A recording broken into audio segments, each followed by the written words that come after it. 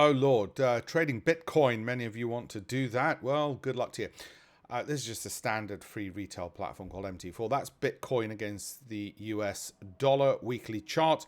And you can see there was a buy signal here, which narrowly missed the stop loss, thankfully. And it's continued. This is not a trade we've got on, by the way. I'm just showing you where we see the trends.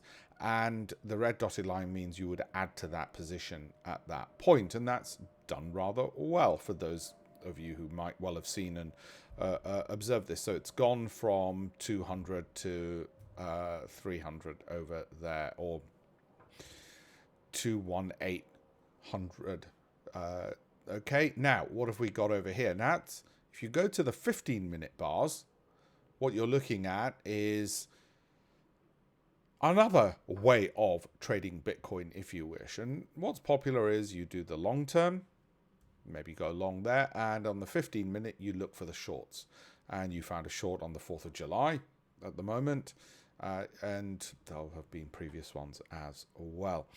What do I think about crypto? I think it's like modern art. It may or may well amount to something. I don't know.